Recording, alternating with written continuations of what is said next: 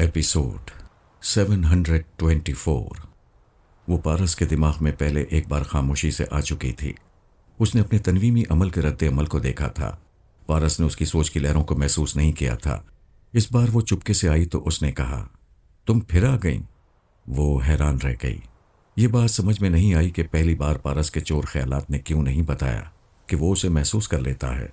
इसका मतलब है ये बहुत गहरा है। वो ख्याल खानी के जरिए उसके दिमाग की जितनी गहराई में उतरती थी, उसका दिमाग उससे भी गहरा है, जहां तक वो पहुंच नहीं पाई थी। इस वक्त पारस मेरे सर के जख्म को साफ करके मरहम पट्टी कर रहा था। वो कहने लगी, मैं नादिम होकर आई हूं। मैं नहीं जानती थी कि तुम एक बेटे की तरह मिस्टर वुल्फ को चाहते हो। मैं हैरान हूं कि तुम मेरे जज्बाती रिश्ते को नुकसान पहुंचाकर क्यों नादिम हो। तुम्हारा तो कोई नुकसान नहीं हुआ है। मेरे नुकसान की बात ना करो। इतनी बड़ी दुनिया में शायद ही कोई लड़की मेरी तरह नुकसान उठा रही होगी। मैं अभी सांस रोककर तुम्हें भगाने वाला था, लेकिन इस बात ने तजस्सुस पैदा कर दिया है कि तुम किसी किस्म का कोई नुकसान उठा रही हो। क्या तुम वजाहत से कहोगी? क्या कहूँ? जब दिमागी ऑपरेशन के बाद होश आया तो मैं सोचने लगी, मैं कौन हूँ, कहाँ से आई हूँ, मेरा नाम और शनाख्त क्या है। साबिका मास्कमैन और डॉक्टरों ने बताया मैं रूसी लड़की हूँ। मेरा नाम मौलिना है, लेकिन एक अजनबी मेरे दिमाग में आता था। अपना नाम आर्मर बताता था। पारस ने कहा, वो अजनबी नहीं, तुम्हारा सगा भाई है। एक बाप बनकर उसने तुम्हारी परवरिश की थी। हाँ, वो भी यही कहता था कि मेरा भाई है। मेरा नाम चोचो है और मैं पारस की शरीक हयात हूँ। मैंने ये बातें याददाश्त के तौर पर एक छोटी सी डायरी में लिखकर उसे छुपा दिया था। जब मास्कमैन को मालूम हुआ कि आर्मर मेरे दिमाग में आता है तो उसने फिर मेरा दिमागी ऑपरेशन कराया। मेरा लबो लहजा बदल दिया। मैं आर्मर की तमाम बातें भूल गई। एक रात अचानक वो डायरी मेरे हाथ लगी। उसमें लिखा था कि दूसरी सुबह मेरा ऑपरेशन होगा। मेरा लहजा और मेरी शख्सियत बदलती जाएगी। फिर मैं उस डायरी की तमाम बातें भूल जाऊंगी। पारस ने पूछा, तुमने कैसे यकीन कर लिया कि वो तुम्हारी ही डायरी है, जबकि तुम पिछली तमाम बातें भूल चुकी थीं? तर्ज तहरीर पहले जैसा था। मैंने एक कागज़ पर कुछ लिखा, फिर उस तहरीर का मवासना डायरी की तहरीर से किया तो दोनों की तहरीरें बिल्कुल एक सी थीं। फिर आज तुमने मुझे जो कहा, मुझे अपनी शरीक हयात बनाया, तो एक बार फिर डायरी की तमाम बातें याद आ गईं। खुदा करे तुम्हारी याददाश्त वापस आ जाए। वो कहने लगी, ये मुमकिन नहीं है। मेरा ब्रेन तब्दील हो चुका है। याददाश्त वापस नहीं आएगी। मैं जो कुछ भी हूँ समझूंगी अपनी जहानत से और पिछले सबूत की मौजूदगी से, जैसा कि मैंने डायरी से इस हकीकत को समझा कि मेरा दिमागी ऑपरेशन किया गया है। मेरी आवाज़, लहजा और शख्सियत को तब्दील किया गया है। जब ऐसा किया गया है तो इसका साफ मतलब यह है कि मास्कमैन मुझसे और मेरे अजीज़ों से मेरी पिछली ज़िंदगी छुपा रहा है। तुम बड़ी जहानत से सोच रही हो जोजो। तुम्हें दानिशमंदी से गुफ्तगू करता देखकर मुझे कितनी खुशी हो रही है, मैं बयान नहीं कर सकता। मुझे बताओ तुम किस नतीजे पर पहुंच रही हो। अभी मैं तजब्जुब में हूँ। मॉस्को में मेरे वालिदैन हैं, मुझे बहुत चाहते हैं। ये तुम्हारे वालिदैन कहाँ से आ गए? मैं इसी उलझन में हूँ। डायरी से पता चलता है मेरे वालिदैन मेरे बचपन ही में मर गए थे। आर्मर ने मुझे बेटी बनाकर पाला है और मॉस्को में मेरा घर, मेरे वालिदैन, मेरी सोसाइटी, मेरे तमाम शनासा यही कहते हैं कि मैं एक रूसी लड़की हूँ।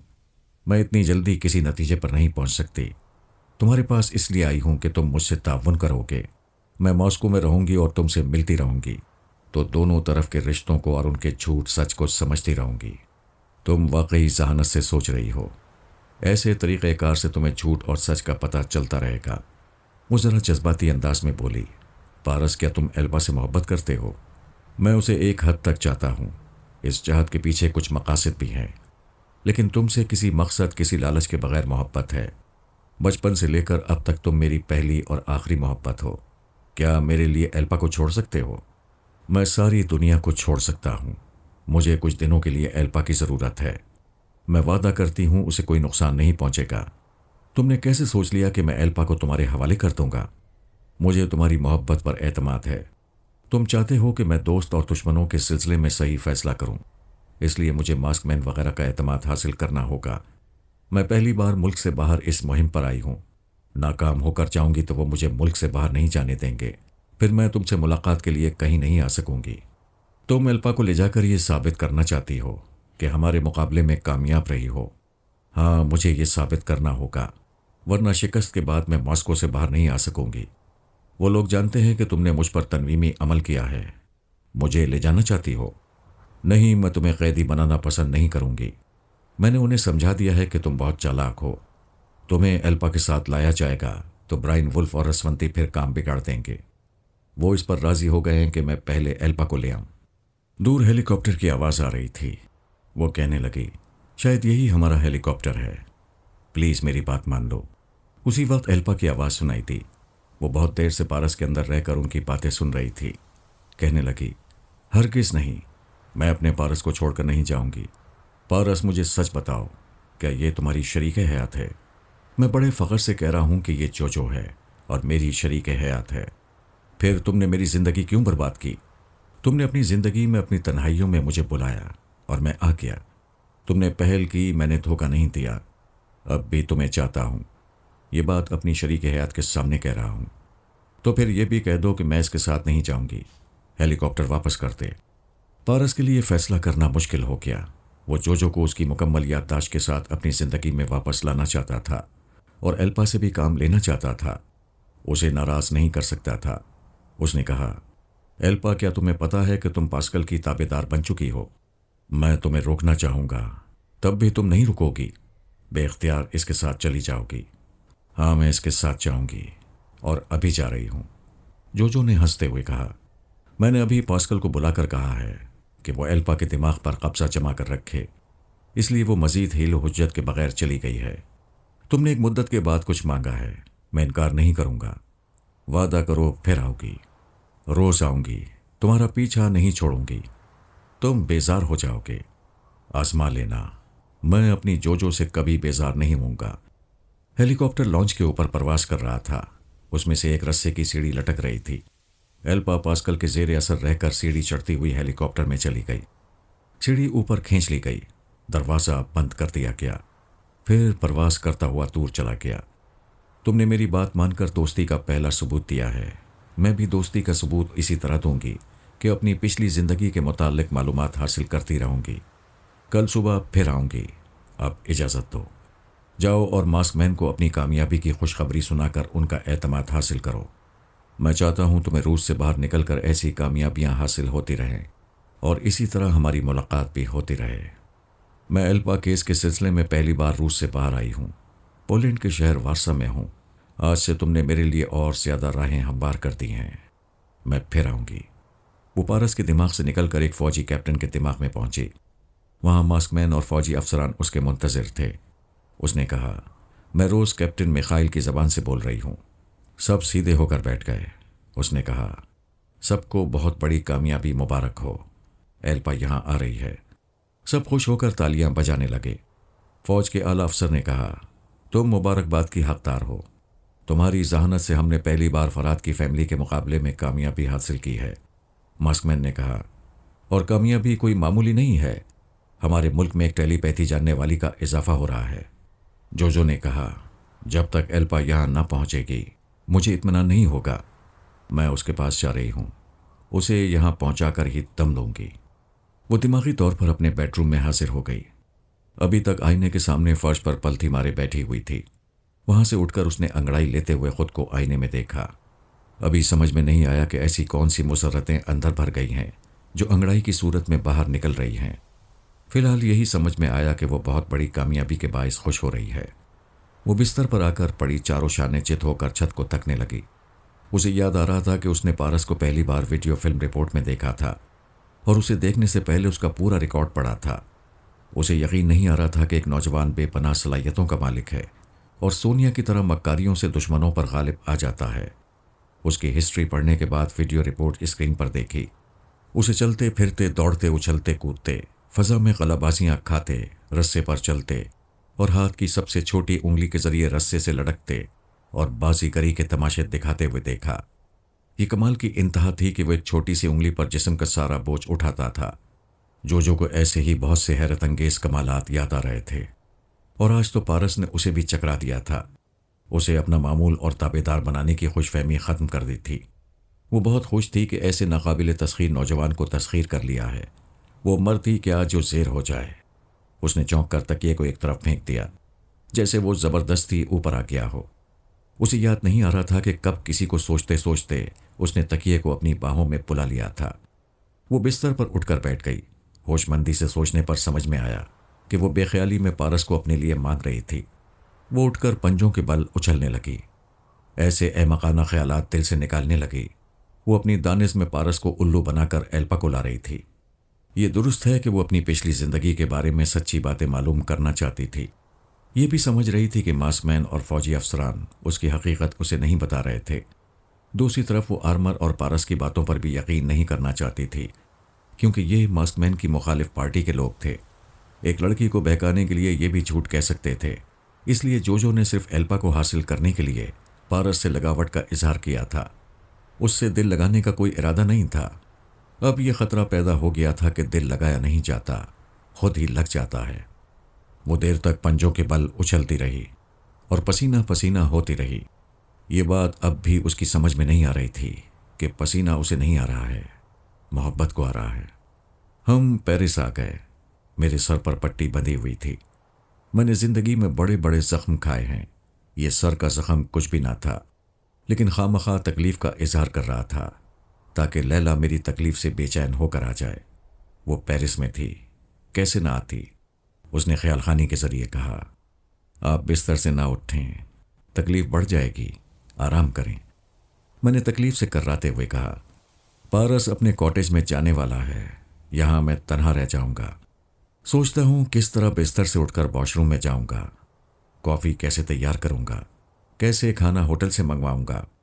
आप किसी बात की फिक्र ना करें, मैं अभी आती हूं, आपके सारे काम हो जाएंगे। वो दिमाग से चली गई। अब मेरी निगाहों के सामने आने वाली थी। मैं मुस्कुराने लगा। पता नहीं वो कैसी होगी। मैं पहली बार उसे देखने वाला था और देखने से पहले खुशी से मुस्कुरा रहा था।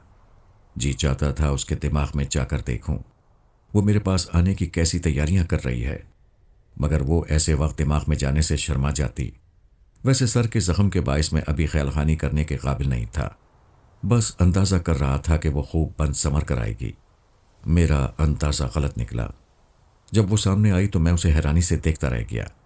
उसने मामूली सा लिबास पहना था। चेहरे पर कोई मेकअप नहीं था, कोई सिंगार नहीं था। उसने बदन की आराइश के लिए कोई जेवर नहीं पहना था। उसकी जुल्फ़ें बिखरी हुई थीं। वो कोई मुकाबला हुस्न में जाने वाली औरत नहीं थी।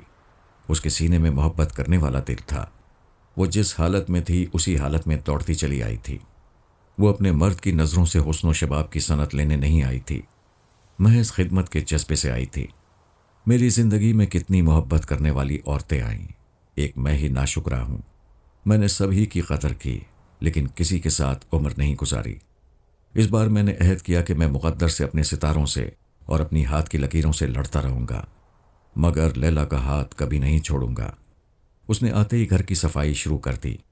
मैंने कहा, यहाँ टेलीफोन लाओ, मैं किसी अफसर को फ़ोन करता हूँ, यहाँ मुलाजमों की लाइन लग जाएगी। मैं बचपन से अपना काम खुद करती आई हूँ। जब तक मैं यहाँ हूँ, यहाँ कोई मुलाजिम नहीं आएगा। फिर उसने किचन का काम संभाल लिया। पहले एक प्याली कॉफ़ी बनाकर ले आई। उसी वक्त दरवाजे पर किसी ने दस्तक दी। लैला ने जाकर देखा, पारस खड़ा हुआ था। लैला ने मुस्कुराकर कहा, मैंने तुम्हारी तस्वीर देखी है, तुम पारस हो। वो अंदर आकर उसकी गर्दन में बाहें डालकर बोला, मैंने कभी आपकी तस्वीर नहीं देखी, मगर यकीन से कहता हूँ आप मेरी लैला आंटी हैं। वो हंसने लगी। पारस ने झुककर प्यार किया, फिर बुलंद आवाज से कहा, पापा मैंने आंटी को प्यार किया है, ये तो मेरे तसव्वुर से भी ज्यादा स्वीट हैं। लैला शर्मा कर जाने लगी। पारस ने उसका हाथ पकड़कर रोक लिया, फिर कहा, मैं पापा के लिए कुछ ज़रूरी सामान लेने गया था, वो सामान बरामदे में रखा है। उसने जेब से चाबियां निकाल कर कहा, अगर आपकी सास होती तो ये फ़र्ज़ अदा करती, अब मैं ही कर रहा हूँ। बहू, ये घर की चाबियां संभाल लो, अब ये कॉटेज और ये मेरा बच्चा तुम्हारे हवाले है। ये कहते ही उसने चाबियां लैला की हथेली पर रखीं, फिर वहाँ से पलटकर तेज़ी से बाहर चला गया। लैला उसे देखती और सोचती रह गई कि कमबख्त क्या कह गया है। वो कमबख्त कार स्टार्ट करके जा रहा था। लैला ने उसके दिमाग में कोड वर्ड्स अदा किए, फिर कहा, तुम शरारतों से बाज नहीं आओगे। तुम्हारी इन हरकतों की वजह से मैं ज़रूरी काम भूल जाती हूँ। यानी आपका दिमाग हाजिर नहीं रहता, ख्याल किसी तरफ लगा रहता है। मैं तुमसे हार मानती हूँ, बातें ना बनाओ। काम की बात सुनो। सिस्टर ने जजीरा कोनों में जिन 4 ख्यालखानी करने वालों को ट्रैप किया था उन्हें लंदन पहुंचा दिया गया है। उन चारों की निगरानी के लिए कर्नल वॉलबर्ग अपनी बेटी जोरा जोरी और होने वाले दामाद मिक्की मैथ्यू के साथ लंदन में है। सिस्टर ने सलमान के जरिए कहलाया था कि मुझे और तुम्हारे पापा को वहां जाकर रहना चाहिए। मैंने तनवीमी अमल के जरिए उन ख्यालखानी करने वाले जवानों को अपना मामूल और ताबेदार बनाया है। तुम उनसे दोस्ती करके उन्हें हमारे इदारे का वफादार बनाओगे। तुम्हारे पापा जख्मी हैं, जैसे ही जख्म भरेगा मैं उनके साथ लंदन आकर अपना काम संभाल लूंगी। क्या तुम लंदन जा रहे हो? जाना ही होगा। मैं किसी के रंग में भंग डालना गुनाह समझता हूं। तौबा है, तुमसे तो खुदा ही समझे। मैं जा रही हूं। वो उसके दिमाग से चली गई। पारस उसी शाम लंदन चला गया। अब ये शहर मैदान जंग बनने वाला था, क्योंकि एक महाज कर्नल वॉलबर्ग का था जो अपने 6 टेलीपैथी जानने वालों को वहां इसलिए लाया था कि किसी दुश्मन को उनकी मुंतकली का इल्म ना होगा। लेकिन वहां 3 महाज और खुल रहे थे। एक तो पारस पहुंच गया था, दूसरे पास्कल ने एल्पा के चोर ख्यालात पढ़कर क्राइना के मुताल्लिक मालूम किया था, जिसके मुताल्लिक टेलीपैथी जानने वाले महबूब का नाम जॉडी नॉर्मन था। पास्कल ने एक आमिल की हैसियत से एल्पा को हुक्म दिया कि वो क्राइना फिशर के दिमाग में जाए। फिर वो भी एल्पा के दिमाग के जरिए क्राइना फिशर के दिमाग में पहुंच गया। उसके ख्यालात पढ़कर पता चला कि वो जूडी नॉर्मन के साथ लंदन में है। टेलीपैथी जानने वाला जूडी नॉर्मन आज़ादी से किसी शहर में रिहाइश इख्तियार करे, इससे ज़्यादा अच्छी खबर और कोई नहीं हो सकती थी। मास्कमैन ने जोजो से कहा, रोज़मेरी, हमें तुम्हारी जहानत और सलाहियतों पर पूरा भरोसा है। तुम लंदन जाकर जूडी नॉर्मन को ट्रैप करो। जोजो को लंदन जाने की खुशी होती, क्योंकि वो रूस के बाहर वसी दुनिया को देखना चाहती थी। लेकिन ये सोचकर खटक गई कि पारस करीब ही फ्रांस में है, उसे भी जूडी नॉर्मन की भिनक मिलेगी और वो लंदन आएगा तो कहीं ना कहीं सामना होगा, और वो सामना नहीं करना चाहती थी। पता नहीं क्यों दिल घबराता था। वो सामना करने के ख्याल से परेशान हो जाती थी। किसी दिली या जज्बाती लगाव से इनकार था। उसका दावा था कि वो ऐसी हिमाकत कभी नहीं करेगी। ऐसा दावा करने के बायस उसे अपनी घबराहट समझ में नहीं आती थी। उसने मास्कमैन से कहा, मैं अपने तरीक़ेकार के मुताबिक अभी लंदन नहीं जाऊंगी। आप अपने जासूस रवाना करें। मैं उनके दिमागों में रहकर जूडी नॉर्मन को ट्रैप करूंगी। अगर कभी जाना ज़रूरी होगा तो चली जाऊंगी। मास्कमैन ने अपने जासूस रवाना कर दिए थे। उसके बाद एक और पार्टी थी जो लंदन में अपना महाज बना चुकी थी, और वो थी शिल्पा। शिल्पा का जिक्र हो चुका है। वो जर्नल की दाश्ता थी, और दाश्ता बनने पर इसलिए आमादा हुई कि जर्नल ने उसे ट्रांसफार्मर मशीन से गुजारने का इंतज़ाम कर दिया था। वो दिल ही दिल में जनरल से नफरत करती थी। बज़ाहिर मोहब्बत की मिठास पेश करके अंदर ही अंदर उसकी जड़ें काट रही थी।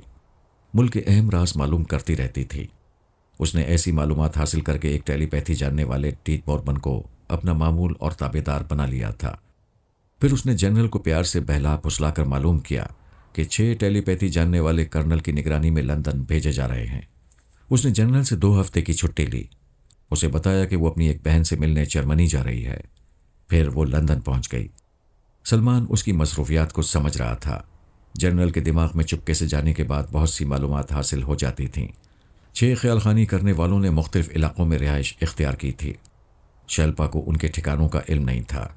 वो सिर्फ कर्नल वॉलबर्ग का पता जानती थी। उसने सोच लिया था कि वो कर्नल या उसकी बेटी जोरा जोरी को फांस कर दूसरे टेलीपैथी जानने वालों तक पहुंचेगी। उसने लंदन के एक पुराने तर्ज के होटल में क़याम किया था। वहां से कर्नल की रिहाइशगाह चंद कदम के फासले पर थी। उसने बंगले के अहाते में जोरा जोरी और मिक्की मैथ्यू को देखा था। तमाम टेलीपैथी जानने वाले एक दूसरे को पहचानते थे, क्योंकि एक दूसरे के सेंटरों में तबादले होते रहते थे। उसने खुद को छुपाने के लिए मेकअप के जरिए चेहरे को तब्दील किया था। पहले उसने सोचा था बूढ़ी औरत के मेकअप में रहे, मगर दिल ने यह बात नहीं मानी। वो हसीन और नौजवान थी। बुढ़ापा पसंद नहीं था। जनरल जैसे बूढ़े को बर्दाश्त कर लेती थी, यही बहुत था। वो आईना देखकर कुढ़ती थी कि इतनी शानदार जवानी को किसी नौजवान के इश्क में धूम मचाना था, मगर एक बूढ़े ने उसे धम से गिरा दिया था। अब वो नई जिंदगी शुरू करने के लिए सोच रही थी। रफ्ता रफ्ता ख्यालखानी करने वालों को ट्रैप करके एक नाकाबिल शिकस्त फौज बनाना चाहती थी। इश्क के मामले में धूम न मचा सकी। बेशुमार टेलीपैथी जानने वालों की मलका बनकर तहलका मचाना चाहती थी। वो जानती थी कि जोरा जोरी और मिक्की मैथ्यू की मंगनी हो गई है, लेकिन जोरा जोरी शादी नहीं करना चाहती। वो आज़ाद रहकर टेलीपैथी की दुनिया में शोहरत हासिल करना चाहती थी। इसलिए मिक्की मैथ्यू से बेजार रहती थी। मिक्की उसका दीवाना था। उसे हासिल करने के लिए कर्नल की खुशामद करता रहता था। शिल्पा ने मंसूबा बनाया कि पहले मिक्की मैथ्यू को फांसेगी। उसका ख्याल था कि जब वो एक लड़की का दीवाना है तो मेरा भी दीवाना हो सकता है। मैं भी हसीन और जवान हूं। एक सुबह वो कर्नल से कहने लगी, मैं तन्हा तफरी के लिए जाऊंगी। मिक्की ने कहा, मैं भी चलूंगा, तुम अकेली भटक जाओगी। वो कहने लगी, तुम भी यहां अजनबी हो, तुम भी भटक सकते हो। क्या जरूरी है कि साई की तरह मेरे साथ रहो? वो तन्हा चली गई। कर्नल ने मिक्की से कहा, तुम कैसे ढीले मर्द हो, मेरी बेटी का दिल नहीं जीत सकते? मेरी समझ में नहीं आता अंकल, मुझे क्या करना चाहिए? जोरा जोरी तो नाक पर मक्खी नहीं बैठने देती। मिक्की, मैं तुमसे मायूस हो रहा हूं। अगर तुमने एक हफ्ते के अंदर जोरा जोरी को शादी के लिए राजी ना किया तो मैं मंगनी तोड़ दूंगा। मेरे फैसले के बाद तुम्हें जोरा जोरी के करीब जाने का भी मौका नहीं मिलेगा। वो परेशान होकर बंगले से बाहर आ गया। फुटपाथ पर चलते हुए सोचने लगा, अगर जोरा जोरी से शादी ना हुई तो बड़ी इंसल्ट होगी। आला हुक्काम, फौजी अफसरान और आला सोसाइटी के मोअज़्ज़िज़ अफराद हमारी मंगनी और शादी की बात जानते हैं। इससे पहले कि जोरा जोरी एलानिया शादी से इनकार करे, उसे मना लेना चाहिए, या इससे पहले खुद शादी से इनकार कर देना चाहिए। वो चलते चलते रुक गया। एक कार उसके करीब आकर रुक गई थी। शिल्पा ने खिड़की से सर निकालकर मुस्कुराते हुए कहा, हाय, तुम तन्हा कहीं जा रहे हो? इत्तेफाक से मैं भी तन्हा हूं। आ जाओ मेरी कार में, और मेरे दिल में बहुत जगह है। वो दूसरी तरफ घूम कर आया, फिर उसकी दूसरी तरफ वाली सीट पर बैठ गया। वो कार आगे बढ़ाते हुए कहने लगी, तुम गहरी सोच में सर झुकाए जा रहे थे। क्या बहुत परेशान हो? आदमी जब तक सांस लेता रहता है परेशानियां आती जाती रहती हैं। फलसफा ना बोलो, परेशानी बताओ। ये मेरा ज़ाती मामला है। नौजवानी में ज़ाती मामला मोहब्बत का हुआ करता है। हाँ, ठीक समझ रही हो। क्या दिल टूट गया है? ताज्जुब है, तुमने कैसे समझ लिया? तुम्हारे चेहरे पर 12 बज रहे हैं। साफ समझ में आ रहा है कि मोहब्बत की बाजी हार रहे हो। क्या तुम टेलीपैथी जानती हो? तुम्हारे लिए टेलीपैथी जानना जरूरी नहीं है। तुम्हें मोहब्बत से ज्यादा अपनी इज्जत प्यारी है। ये मैं तुम्हारे चेहरे और गुफ्तगू से समझ रही हूं कि तुम बहुत बड़े इज्जतदार घराने से ताल्लुक़ रखते हो। अगर किसी लड़की ने तुम्हें ठुकरा दिया तो सोसाइटी में बड़ी सुबकी होगी। तुम बहुत अच्छी हो। मेरे दिल की बातें करके एक अनजाना सा बोझ कम कर रही हो। दरअसल ऐसे वक्त एक हमदर्द और मोहब्बत करने वाली की ज़रूरत होती है। मेरी हमदर्दी तुम्हें अच्छी लग रही है। क्या मेरी मोहब्बत अच्छी लगेगी? मिक्की ने उसे चौंक कर देखा। बेशक वो हसीन थी, नौजवान थी। वो ऊंची सोसाइटी में उसका हाथ पकड़कर फख्र से कह सकता था कि ये मेरी है, लेकिन वो इतनी जल्दी अपनी पटरी नहीं बदल सकता था। उसका पागलपन कहता था कि जोरा जोरी जल्द ही उसके बाजुओं में आ जाएगी। शिल्पा ने कहा, तुम ये सोचोगे कि इस लड़की की वजह से सोसाइटी में तुम्हारी इज्जत बनी रहेगी तो ये शर्म की बात है, क्योंकि मर्द खुद अपनी इज्जत बनाता और बिगाड़ता है। तुम्हारी बातें दिल को लगती हैं। प्लीज़ ये बताओ, मुझे क्या करना चाहिए? तुम उस लड़की को कब से चाहते हो?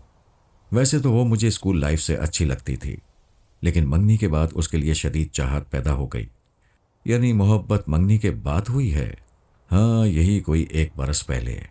जो लड़की 1 बरस 365 दिनों में तुम्हारी ना हुई, वो अब क्या तुम्हारी होगी? ज़रा अकल से काम लो। इससे पहले कि वो तुम्हारी मोहब्बत को ठुकराए और सोसाइटी में तुम्हारी इज्जत का ख्याल ना करके मंगनी तोड़ने का ऐलान करे, तुम उसे ठुकरा कर फौरन ही किसी दूसरी लड़की से शादी का ऐलान कर दो। इस तरह उसकी सुबकी होगी और तुम्हारी इज्जत रह जाएगी। मुझे ऐसा ही कोई कदम उठाना चाहिए, लेकिन मुझे 1 हफ्ते के अंदर किसी लड़की को पसंद करना होगा, और ये भी देखना होगा कि वो मुझे पसंद करेगी या नहीं। तुम इतने खूबरू और स्मार्ट हो कि लड़कियां तुम पर मरती होंगी और तुम्हें खबर नहीं होती। मैं ये मसला हल कर दूंगी। आज रात का खाना मेरे साथ खाओ, मुझे खुशी होगी। तुम कहाँ रहती हो? Hotel Westbury, room number 231। ये होटल तो न्यू बॉन्ड स्ट्रीट में है। हमारा बंगला उसी तरफ है। मैं ज़रूर आऊँगा, बस मुझे यहाँ उतार दो। शिल्पा ने गाड़ी रोक दी। दोनों ने मुस्कुराकर रुखसती का मुसाफा किया। उसके जाने के बाद मिक्की मैथ्यू ने सर झुकाते हुए सोचा, मैं यहाँ क्यों उतर गया? दरअसल मैंने उसे उतारा था। वो मेरा मामूल था। मेरी सोच की लहरों को महसूस नहीं कर सकता था। वो मेरी मर्जी के मुताबिक एक टैक्सी में बैठ गया। फिर ड्राइवर को महफीज स्ट्रीट चलने के लिए कहा। वहाँ एक होटल में पारस उसका मुंतजिर था। मिक्की उस कमरे में पहुंचा तो उसे देखकर ठिठक गया, क्योंकि पारस उसका हमशक्ल बनकर बैठा हुआ था। वो हैरान होकर कहने लगा, तुम कौन हो? पारस ने कहा, मेरा नाम मिक्की मैथ्यू है।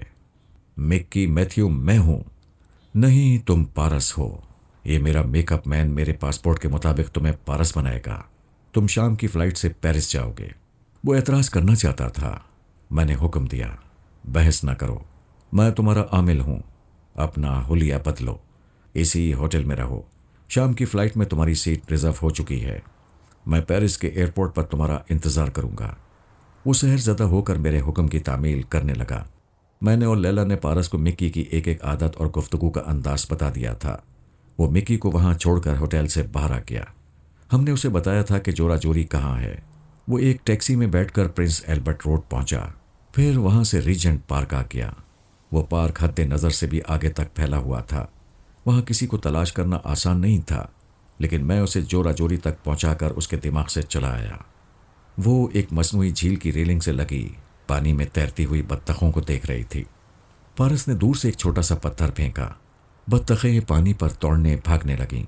जोरा जोरी ने गुस्से से पलटकर पत्थर फेंकने वाले की तरफ देखा, फिर मिक्की को देखकर हैरानी से कहने लगी, तुम्हें कैसे पता चला मैं यहां हूं? दिल को दिल से राह होती है। दो धड़कते हुए दिल एक दूसरे के लिए मकनातीसी कशिश रखते हैं। वो कशिश मुझे यहां ले आई है, मगर मेरा दिल तुम्हारे लिए नहीं धड़कता है। ये बात मैं तुमसे कितनी बार कहूं?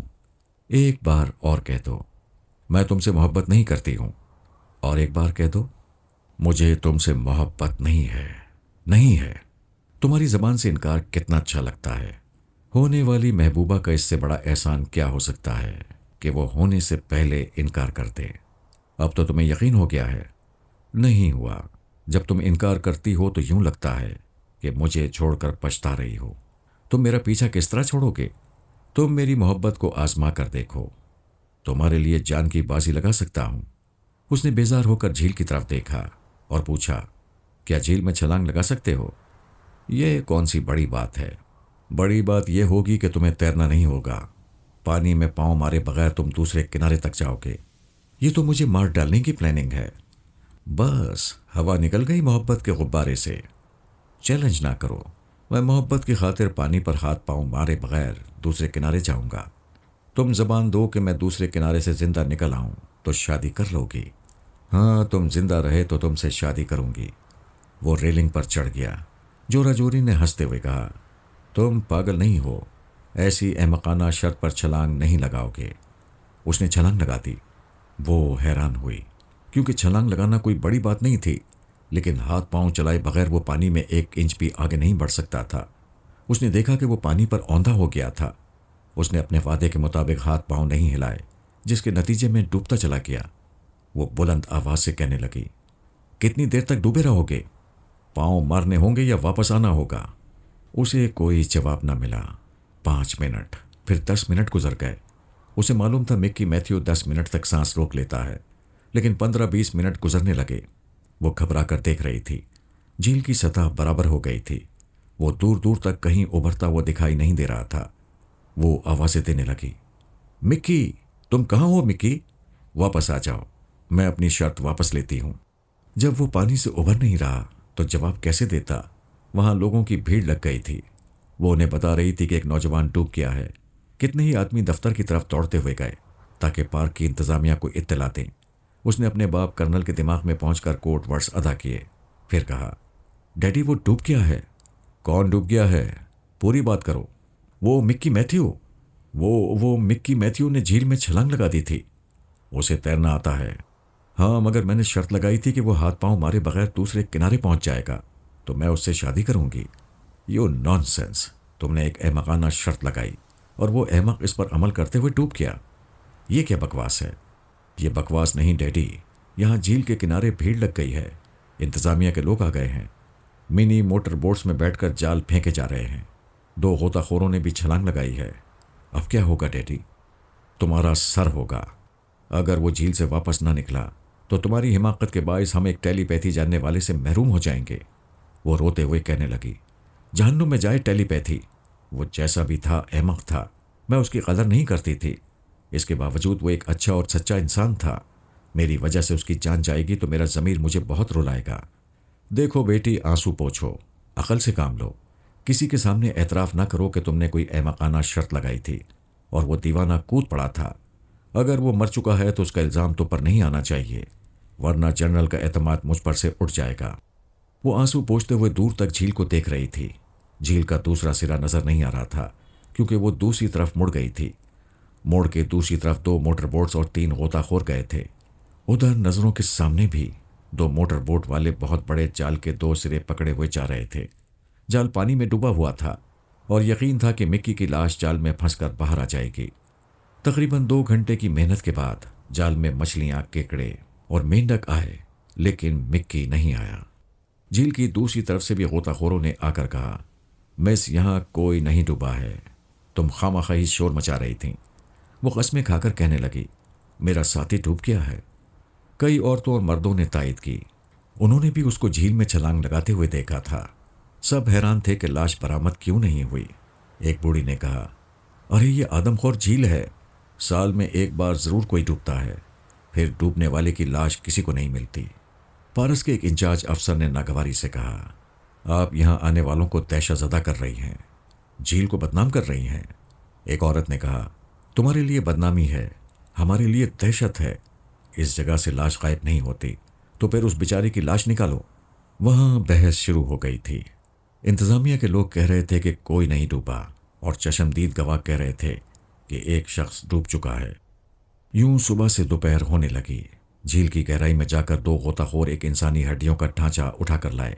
उसे देखते ही औरतें चीखने लगी। अखबारी रिपोर्टर और फोटोग्राफर पहुंच गए थे। दूसरे दिन के अखबार के लिए धमाकाखेज तस्वीरें और खबरें तैयार होने लगीं। जोरा जोरी गुमसुम होकर दीदे फैलाए ढांचे को देख रही थी। सोच रही थी, क्या अभी मखलूक़ात ने इतनी जल्दी सारा जिस्म खा लिया और ढांचा छोड़ दिया? उसने ख्यालखानी के जरिए यह सवाल कर्नल से पूछा। उसने डांट कर कहा, तुम्हारा दिमाग चल गया है, मिक्की यहाँ मेरे पास है, यहाँ आओ। क्या? उसने हैरत से चीख कर ढांचे की तरफ देखा। दौड़ती हुई पार्किंग एरिया की तरफ जाने लगी। उसे यकीन नहीं आ रहा था। उसने अपनी आंखों से मिक्की यानी पारस को डूबते हुए देखा था, फिर उसे कहीं से उभरते हुए नहीं देखा था। इन हालात में यूं लग रहा था जैसे उसकी रूह अपना ढांचा झील में छुपाकर कर्नल के पास चली गई हो। जब वो बंगले पर पहुंची तो मिक्की एक सोफे पर बैठा कॉफी पी रहा था। उसने हैरानी से पूछा, तुम जिंदा हो? हाँ, मैं शादी की शर्त जीत गया हूं। बकवास मत करो, तुम झील के दूसरे किनारे तक गए थे? गया था, तुमने कहा था कि पानी पर हाथ पांव ना मारना। मैं पानी के अंदर हाथ पांव चलाता हुआ गया था, तुम्हें दूसरे किनारे पर आकर देखना चाहता था। मैं वहां तुम्हें ढूंढ रही थी, तुम वहां आ सकते थे। लोगों के सामने कैसे आता, पतलून फट गई थी। एक टैक्सी की पिछली सीट पर छुपकर यहां तक आया हूं। कर्नल ने हंसते हुए कहा, यह आधा नंगा आया था। कुछ भी हो, इसने शर्त जीत ली है, अब शादी जरूर होगी। ओ नो डैडी, वो अहमकाना शर्त थी। अहमकाना नहीं, खतरनाक थी। कोई अहमक होता तो डूब जाता। ये अपनी जहानत से पार होकर आया है। मैं उसूलों का पाबंद हूं। अब तुम इनकार नहीं करोगी, शादी करोगी, जरूर करोगी। वो गुस्से से पांव पटकती हुई बेडरूम में चली गई। कर्नल एक तो अपने उसूलों पर सख्ती से अमल करता था, दूसरे वो चाहता था कि बेटी की तरह दामाद भी टेलीपैथी जानने वाला हो। इस तरह फौज से रिटायर होने के बाद भी मुल्क में उसकी ठाक जमी रहेगी। वो अपनी जगह से उठते हुए कहने लगा, मिक्की, मैं ज़रा बाहर जा रहा हूँ। मुझे खुशी है कि तुमने मेरी बेटी को जीत लिया है। मेरी देरीना ख्वाहिश पूरी हो गई। मेरे ख़ानदान में टेलीपैथी जानने वाले का इजाफा होगा।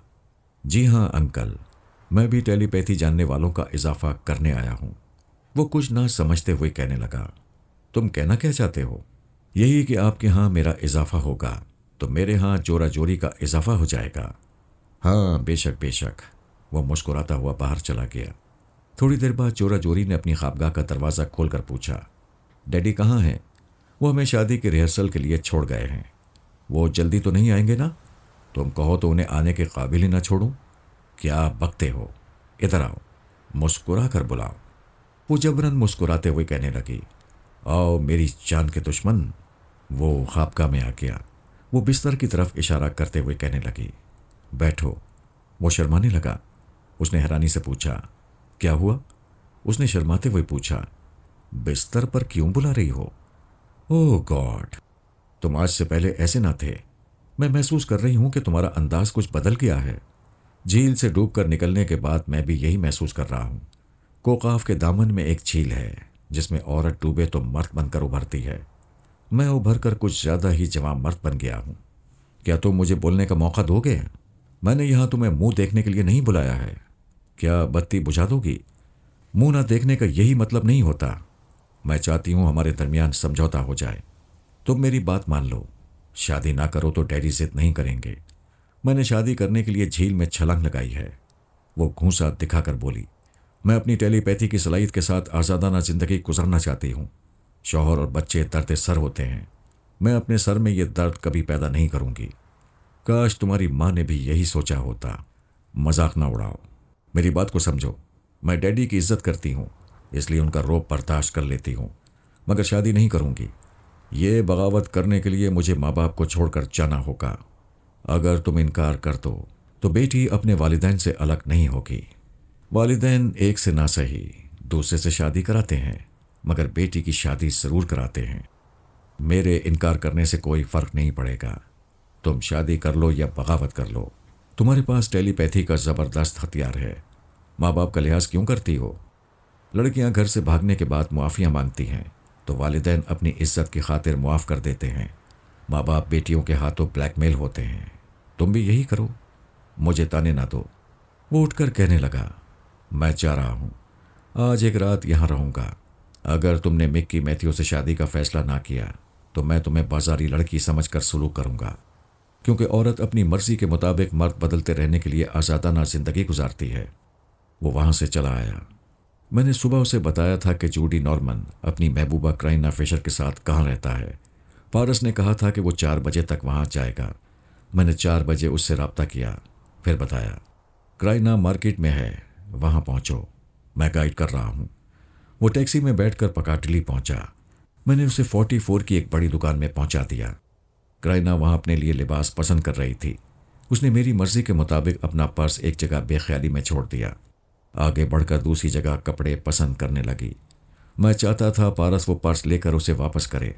वो उसे उठाने के लिए गया। इससे पहले ही शिल्पा ने आकर उसे उठा लिया। दोनों एक दूसरे को देखकर चौंक गए। वो मुस्कुराकर कहने लगी, हेलो, तुम कहाँ हो? क्या कर रहे हो? पारस ने जवाबन मुस्कुराकर कहा, वही जो तुम कर रही हो। यह पर्स उस हसीना का है जो आईने के सामने एक रेडीमेड लिबास उठाए देख रही है। शिल्पा ने कहा, हाँ मैं जानती हूँ, और उसे वापस करने जा रही हूँ। वो उधर जाने लगी। मैंने कहा, बेटे ये शिल्पा है। इसने मिक्की को आज रात के खाने पर अपने होटल में बुलाया है और तुम मिक्की हो। उसे मालूम था कि मिक्की और शिल्पा के दरमियान किस किस्म की गुफ्तगू हो चुकी है। वो शिल्पा के करीब आया। क्राइना पर्स लेकर शिल्पा का शुक्रिया अदा कर रही थी और वो कह रही थी, शुक्रिया बाद में अदा करना, पहले अपना पर्स चेक करो, सारा सामान और रकम वगैरह महफूज है या नहीं। तुमने इतनी ईमानदारी से पर्स वापस किया है, क्या मैं शुबा करूंगी? शुबे की बात नहीं है। ये पर्स एक जगह रखा हुआ था, शायद किसी लफंगे ने खाली कर दिया हो। वो जल्दी से पर्स खोलकर चेक करने लगी। शिल्पा ने पारस से कहा, हमारी मुलाकात अच्छे वक्त पर हुई। तुम्हारी कोई मसरूफियत ना हो तो हम यहाँ से होटल जाएंगे। मैं तुम्हारे साथ ज़रूर चलूँगा। तुम बहुत ईमानदार हो। इस पर्स में हज़ारों पाउंड्स हैं और तुमने इसे वापस कर दिया। क्राइना ने मुतमईन होकर पर्स बंद करते हुए कहा, आज के दौर में किसी ईमानदार से मुलाकात नहीं होती। तुमसे मिलकर खुशी हो रही है। मेरे साथ चाय पीना पसंद करोगी? शिल्पा ने कहा, मुझे तुम्हारे साथ वक्त गुजार कर खुशी होगी, मगर मैं अपने दोस्त मिक्की को वक्त दे चुकी हूँ। फिर कभी तुमसे मुलाकात करूंगी। वो पारस के बाजू में बाजू डालकर बाहर आ गई। उन्होंने 2 घोड़ों की एक विक्टोरिया गाड़ी को रोका, फिर उसमें बैठकर जाने लगे। शिल्पा ने उसे देखकर मुस्कुराते हुए पूछा, तुम कुछ ज्यादा गहरे नहीं हो? पारस ने पूछा, तुम्हारी इस बात का मतलब क्या है? मैं तुम्हें अपने हालात बता चुका हूं। एक हसीना मुझे ठुकरा रही है, ऐसे में किसी दूसरी को फांसने की हिमाकत नहीं करूंगा। दरअसल तुम्हारे मशवरों ने मुझ में हौसला पैदा किया है। इससे पहले कि वो मंगनी तोड़ने का ऐलान करे, मैं किसी दूसरी लड़की से शादी का ऐलान करूंगा। लेकिन क्यों रुक गए? लेकिन के बाद कहो। इसके बाद यह कि मैं तुमसे शादी करना चाहता हूं। वो मुस्कुरा कर कहने लगी, यह हमारी दूसरी मुलाकात है, सोच समझ कर फैसला करो। मैंने सोच लिया है, समझ लिया है। तुम पहली ही मुलाकात में मेरे दिलो दिमाग पर छा गई हो। प्लीज़ हाँ कह दो। वो हंसते हुए कहने लगी। हाँ, तुमने भी मुझे पहली नज़र में जीत लिया है। वो हंसते बोलते और तफरीह में वक्त गुजार रहे थे। फिर खाने के वक्त वो अपने होटल में आ गई। उसने खाने का ऑर्डर दिया, फिर उसके साथ ही अपने कमरे में आ गई। वहाँ उससे प्यार और मोहब्बत की बातें करती रही। मुलाजिम कमरे में आया, फिर खाने का तमाम सामान रख कर चला गया। वो खाने लगे। पारस किसी हद तक खाने के बाद अपना सर पकड़कर परेशान होकर कहने लगा, मेरी तबीयत घबरा रही है, कमजोरी महसूस हो रही है। पता नहीं ये खाना कैसा है। वो मुस्कुराकर कहने लगी, खाना बहुत लजीज है। वो निढाल सा होकर सोफे की पोंछ से टेक लगाकर कहने लगा, तुम्हारी बात समझ में नहीं आ रही है। मेरी तबीयत खराब हो रही है और तुम मुस्कुरा रही हो। मैंने एक दवा के जरिए तुम्हें कमजोर बनाया है। मैथ्यू, तुम जो चेहरा देख रहे हो यह असली नहीं है। असली चेहरा पहचानते हो? मैं शिल्पा हूं। हम एक ही ट्रेनिंग सेंटर में रह चुके हैं। पारस ने ताज्जुब का इजहार किया। तुम शिल्पा हो? लेकिन मुझसे क्या दुश्मनी है? मुझे दुनिया के हर मर्द से दुश्मनी है। मैंने दुकान में जिस हसीना का पर्स वापस किया था, उसके महबूब का नाम जूडी नॉर्मन है। वो भी टेलीपैथी जानता है। मैं उसकी महबूबा के दिमाग में रहकर उसे भी आसाबी कमजोरी की दवा खिलाऊंगी। उस पर भी तनवीमी अमल करके उसे अपना ताबेदार बनाऊंगी। तुम कौन सा कमाल करोगी? औरत तो हिप्नोटिज्म और टेलीपैथी के बगैर मर्द को ताबेदार बना लेती है। इतनी कमजोरी में भी चहक रहे हो। वो करीब आई, फिर हाथ बढ़ाकर कहने लगी, आओ मैं तुम्हें सहारा दे दूं। वो हाथ थाम कर उठते हुए कहने लगा, क्या तुम मुझे बिस्तर पर ले जाओगी? ये कितनी शर्म की बात है। वो हाथ मिलाकर अपनी अंगूठी के जरिए इंजेक्ट करना चाहता था। इससे पहले ही अचानक कमरे का दरवाजा खुला। 3 अफराद अंदर आ गए। एक ने रिवॉल्वर निकाल कर कहा, खबरदार शोर न मचाना, वरना दोनों को हमेशा के लिए खामोश कर दूंगा। पारस ने कहा, मैं तो पहले ही ठंडा हो चुका हूं।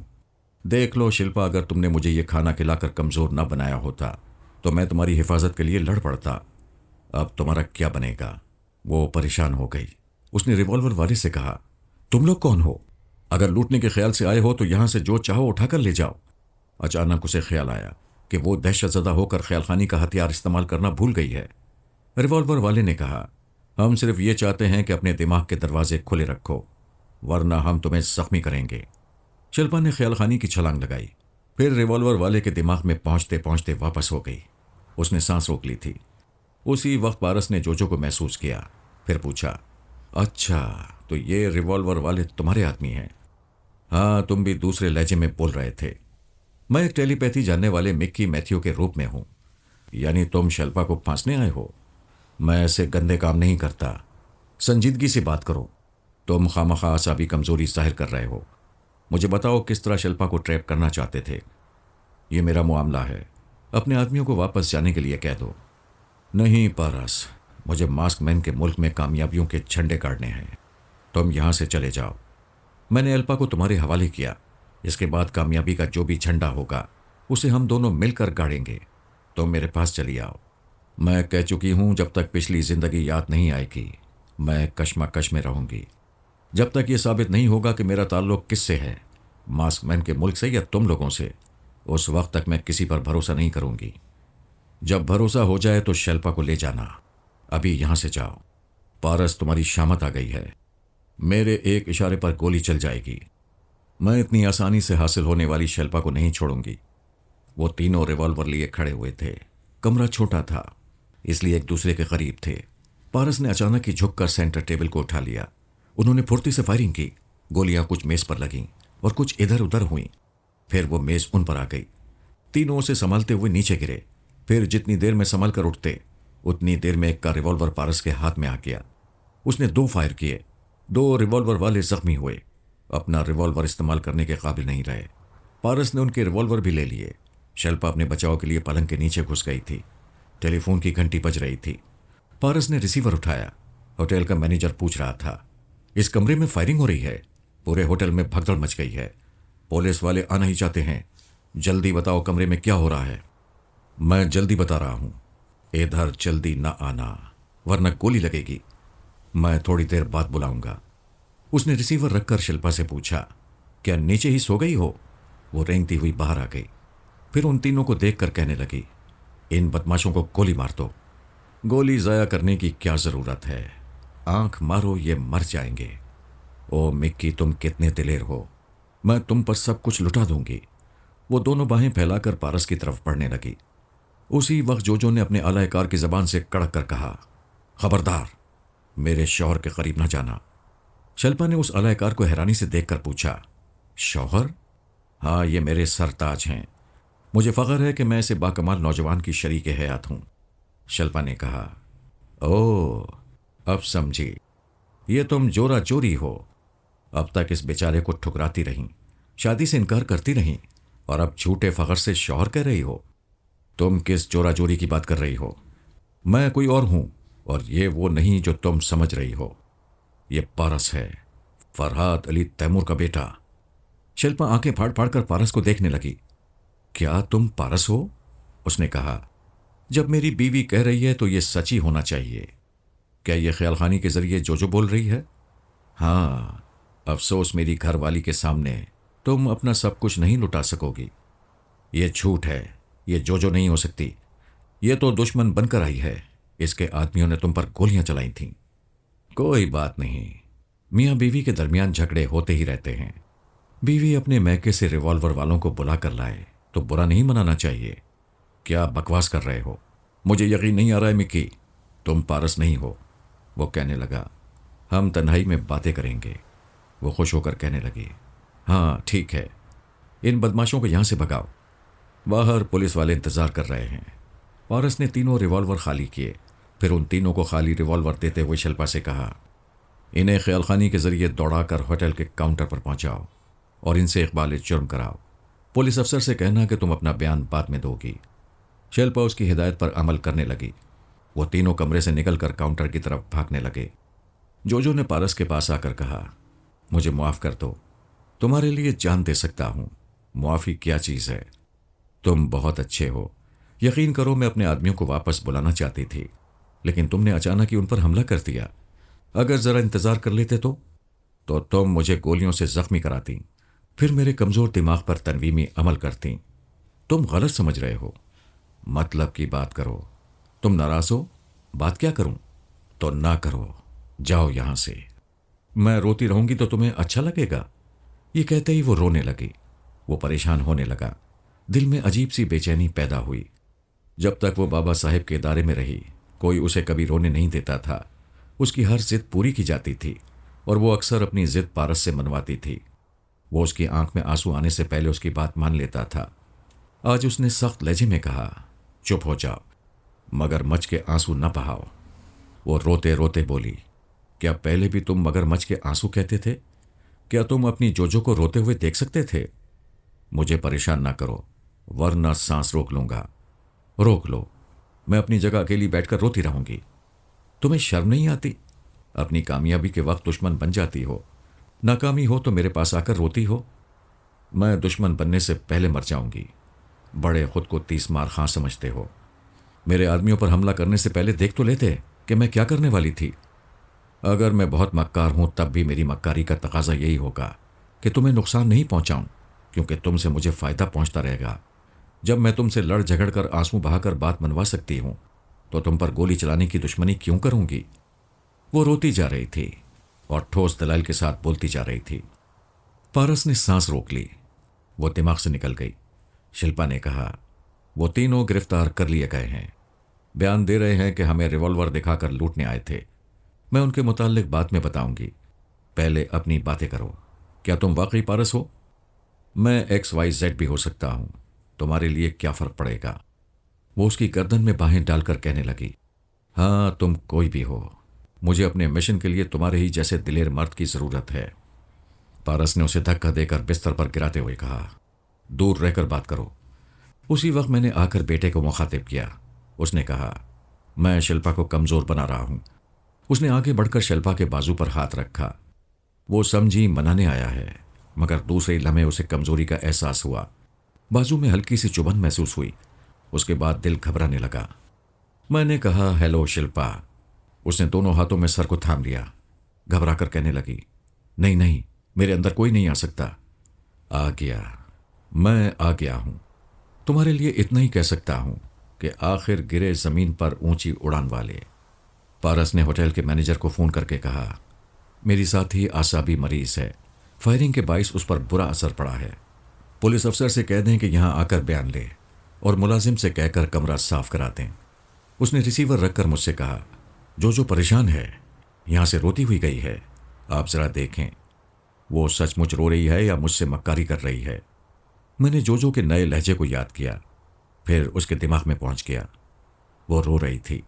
उसने मेरी सोच की लहरों को महसूस किया, लेकिन सांस नहीं रोकी।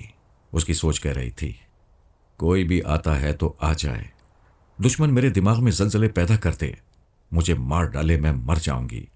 उसने मुझे क्यों रुलाया, क्यों रुलाया? वो फर्श पर बैठी पांव घिसकर रो रही थी, क्योंकि रोने और जिद करने का वही पुराना अंदाज उस पर गालिब आ गया था। हैरानी इसलिए थी कि दिमागी ऑपरेशन के बाद वो बिल्कुल तब्दील हो गई थी।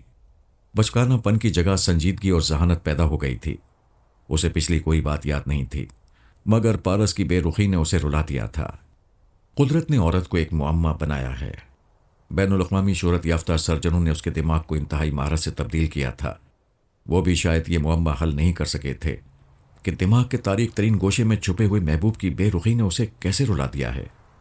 मैंने मोहब्बत से पुचकारते हुए पूछा, मेरी बेटी क्यों रो रही है? वो जवाब में पांव खिसने लगी। मैंने पूछा, पारस ने रुलाया है? वो हाँ के अंदाज में सर हिलाने लगी। मैंने पूछा, तुम क्या चाहती हो? वो रोते हुए कहने लगी, मैं जो चाहती हूं उससे बोलूंगी। तुम कौन होते हो पूछने वाले? वो बड़ा पारस बनता है, मैं उसको मारूंगी। अच्छा, मैं उसे बताकर आता हूं कि तुम रो रही हो। मैंने सोनिया के पास आकर कहा, मैं कुदरत का ना समझ में आने वाला तमाशा देख कर आ रहा हूं। दुनिया के तजुर्बेकार डॉक्टरों ने दिमागी ऑपरेशन के जरिए जोजो को बेहद सही लड़की बनाया है, लेकिन वो पारस की बेरुखी पर नन्ही सी बच्ची की तरह रो रही है। सोनिया ने पूछा, पारस को क्या हो गया है? वो उसे कभी नहीं रुलाता था। जोजो बड़ा मुतालबा कर रही है जिसे वो पूरा करना नहीं चाहता।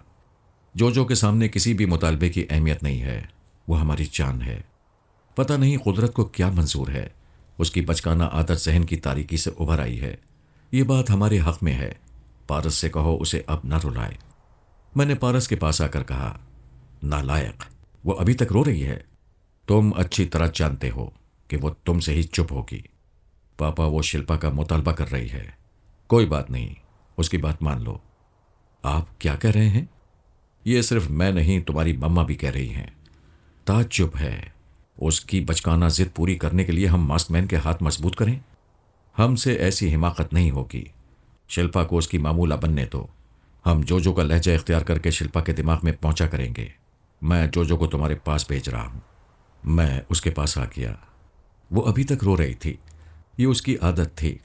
हम जानते थे कि उसे पारस ही चुप कराता है। मैंने कहा, बेटे, मैंने पारस को खूब डांटा है, तुम उसके पास जाओ, वो तुम्हारी बात मान लेगा। उसने फौरन ही ख्यालखानी की परवास की, मगर रोती हुई दिमाग में पहुंची। वो अपना सर पकड़कर बोला, तुम्हारे ये आंसू कोड वर्ड्स हैं, मैंने पहचान लिया है। तुम आई हो। तुम्हें ये कैसे याद आया कि तुम्हारे आंसू मेरी कमजोरी बन जाते हैं? तुम्हें माजी याद है, मगर तुम फ्रॉड कर रही हो। मुझे फ्रॉड कहोगे तो चली जाऊंगी, फिर जमीन पर बैठकर रोने लगूंगी। ज्यादा धमकियां ना दो, मतलब की बात करो। मैं मतलबी नहीं हूं। अच्छा, काम की बात करो। तुम बहुत अच्छे हो, शिल्पा के दिमाग को कमजोर कर दो। कर दिया है। सच कह रहे हो? उसके पास जाकर देख लो। मैं चाहूंगी, उस पर तनवीमी अमल करूंगी तो तुम बदमाशी नहीं करोगे ना? ये बदमाशी क्या होती है? कुछ नहीं, मैं जा रही हूं। उस वक्त तक होटल का मैनेजर और पुलिस वाले आ गए थे। शिल्पा से सवालात कर रहे थे। पारस ने कहा, थोड़ी देर बाद तनवीमी अमल करो, अभी पुलिस की कार्रवाई मुकम्मल होने दो। वो दिमागी तौर पर अपनी जगह हाजिर हो गई। उसकी खुशी का कोई ठिकाना नहीं था। आज वो तीसरी ख्यालखानी करने वाली को अपने काबू में करने वाली थी।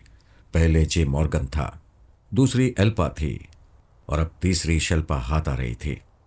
वो आराम से सोफे पर बैठकर शिल्पा के दिमाग पर तनवीमी अमल करना चाहती थी। फर्श पर से उठते वक्त वो चौंक गई। उसे इतनी देर बाद याद आया कि वो फर्श पर बैठी हुई थी, मगर क्यों बैठी हुई थी? कब आकर बैठी थी? तब थोड़ी देर पहले बेखुदी में रोने वाली हरकतें याद आने लगीं। वो हैरानी से सोचने लगी, मुझे क्या हो गया था? मैं अपने आप से इतनी बेखबर थी कि रो रही थी और मुझे अपने आंसुओं का पता न था। वो सोच रही थी। उसे अब एक एक बात याद आ रही थी कि वो जिद्दी बच्ची की तरह रो रो कर अपनी बात मनवा रही थी। और शदीद हैरानी की बात यह थी कि पारस ने उसके आंसू पोंछने के लिए उसकी वो बात मान ली जिसमें उस बेचारे का सरासर नुकसान था और उसके दुश्मनों का फायदा। यूं तो वो गैर शऊरी तौर पर पारस की तरफ माइल थी, लेकिन इस वाक़े ने उस ज़हीन लड़की को झंझोड़ दिया कि उसके अंदर ये बात कैसे आई कि उसे रोना और मचलना चाहिए। उसके अंदर यह एतमाद कैसे पैदा हुआ कि पारस उसके आंसू बर्दाश्त नहीं करेगा। इसका मतलब है पारस आज से नहीं बरसों से उसका दीवाना है और माजी में भी वो उस दीवाने से अपनी हर बात रो रो कर मनवाती रही है। दिमाग में कोई बड़ी सी गिरह थी जो खुल नहीं रही थी, लेकिन जहानत से यह समझ में आ गया था कि उसका और पारस का गहरा और कभी न टूटने वाला रिश्ता है। अपनी पिछली जिंदगी को और पूरी जिंदगी को समझ लेना जरूरी नहीं था, एक मोहब्बत ही को समझ लेना काफी था। मोहब्बत के मदरसे में रफ्ता रफ्ता आगही के दरवाजे खुलते जाते हैं। वो फर्श से उठकर सोफे पर आ गई थी। अब शिल्पा पर तनवीमी अमल करने के लिए सोच रही थी। इससे पहले पास्कल ने एल्पा पर अमल करके उसे अपनी मामूला बनाया था, फिर उसे अपना ताबेदार बनाकर मॉस्को पहुंचा दिया गया था। एल्पा के दिमाग पर पास्कल का कब्जा नहीं होना चाहिए। अगर कोई बुरा वक्त आएगा और कोई दुश्मन पास्कल के दिमाग पर कब्जा जमाएगा तो वो दुश्मन उसके जरिए एल्पा को भी अपने काबू में कर लेगा। लिहाजा फैसला किया गया कि दिमागी ऑपरेशन के जरिए एल्पा को रूस का वफादार बनाया जाए और उसकी आवाज़ और लहजा बदल दिया जाए।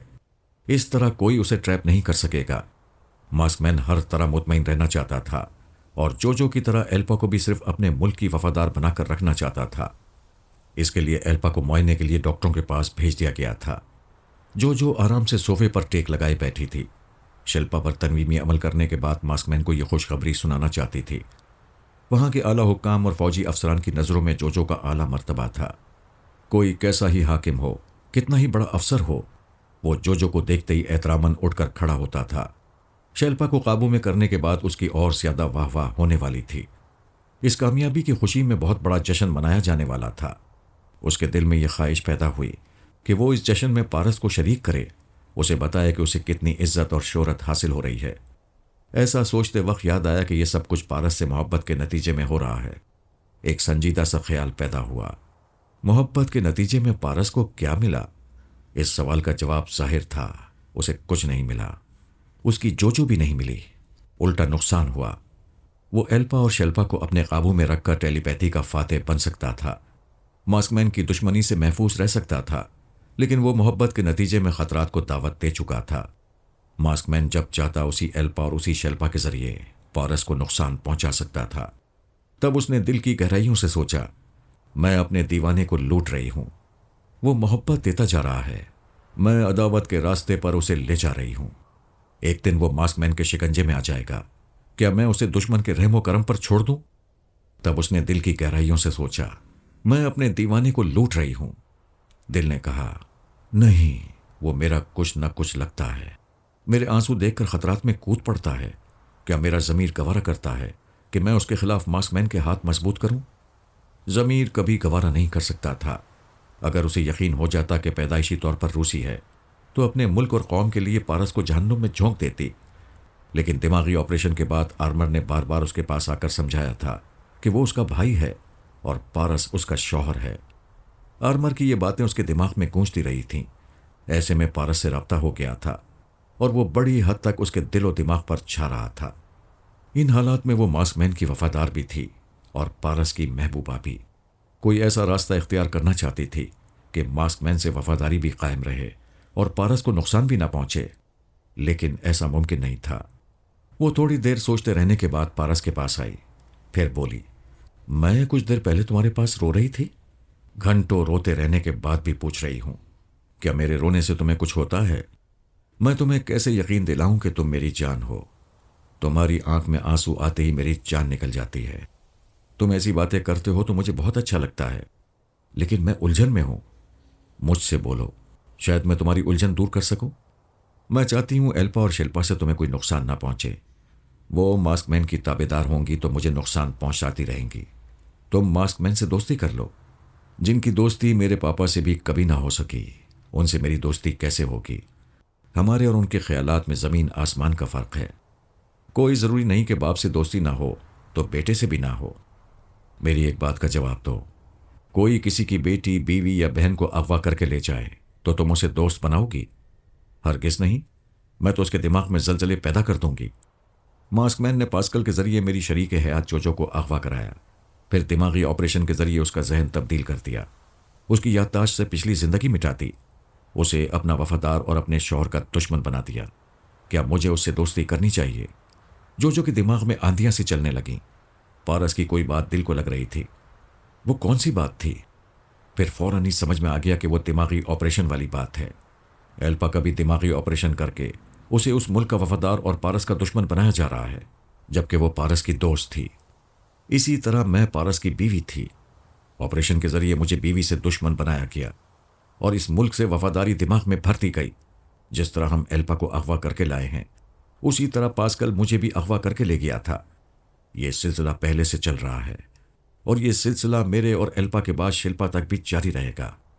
मैं शिल्पा को मॉस्को पहुंचाऊंगी तो उसका भी दिमागी ऑपरेशन किया जाएगा। वो परेशान होकर सोचने लगी, ये दिमागी ऑपरेशन तो नहीं, शैतानी अमल है। ये लोग हमारा मुल्क और हमारी कौमियत बदल देते हैं, हमारी वफादारियां और मोहब्बतें बदल देते हैं, हत्ता के माँ बाप बदल देते हैं। शर्मनाक बात यह है कि मैं अपने शौहर को भुलाए रखूं और यहां किसी दूसरे से शादी करना चाहूं तो ये लोग फिर भी मेरे शौहर के मुतालिक कुछ भी नहीं बताएंगे। किसी दूसरे से मेरी शादी होने का शर्मनाक तमाशा हंस हंस कर देखेंगे। वो घबरा कर फिर पारस के पास आई और कहने लगी, मैं बहुत परेशान हूं, मैं तुम्हारी सारी परेशानियां अपने सर ले लूंगा। बोलो क्या बात है? मैं बड़ी कश्मकश में हूं। मास्कमैन पर मुझे भरोसा नहीं है। दिल नहीं मानता कि मैं एक रूसी लड़की हूं। ये दिल तुम्हारी तरफ खींचा जाता है, मगर अकल कहती है कि मुझे सोच समझकर किसी नतीजे पर पहुंचना चाहिए। तुम्हारी अकल दुरुस्त कहती है। मुझे और मास्कमैन को खूब जहानत से परखती रहो, इसके बाद माकूल नतीजा खुद सामने आ जाएगा।